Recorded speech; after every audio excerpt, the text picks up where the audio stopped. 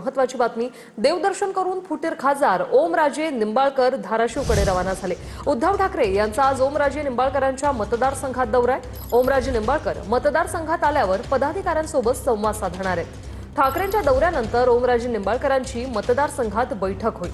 ओमराजे निंबाळकर आज धाराशिवमध्ये पोहोचणार आहेत। ठाकरेंच्या दौऱ्यानंतर ओमराजे निंबाळकर पदाधिकाऱ्यांसोबत संवाद साधणार आहेत। श्रीकांत शिंदे यांच्यासोबत देवदर्शन करून आता फुटीर खासदार ओमराजे निंबाळकर हे धाराशिवसाठी रवाना झालेले आहेत।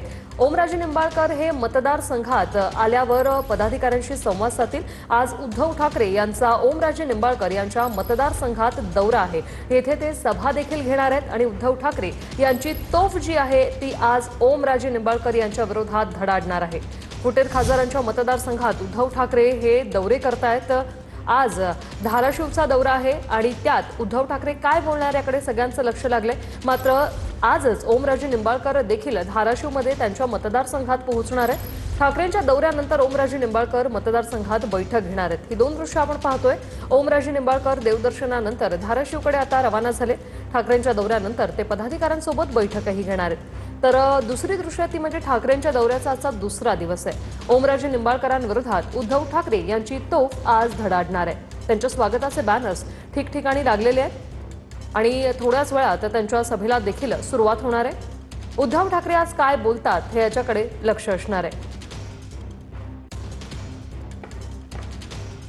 एकनिष्ठ शिवसैनिक म्हणून ओमराजे निंबाळकर यांची ओळख होती। मात्र ते शिंदेंकडे गेल्यानंतर आज उद्धव ठाकरे काय बोलणार याकडे लक्ष। तर ठाकरे आज फुटीर खासदार ओमराजे निंबाळकर यांच्या मतदारसंघात।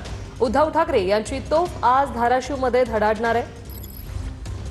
फुटीर खासदार संजय जाधव यांच्या मतदारसंघात देखील उद्धव ठाकरे यांचा आज दौरा आहे। परभणी आणि धाराशिव मध्ये ठाकरेंच्या आज सभा होणार आहेत आणि या दोन्ही सभा अतिशय महत्त्वाच्या असणार आहेत। या दोन्ही सभांकडे लक्ष असणार आहे।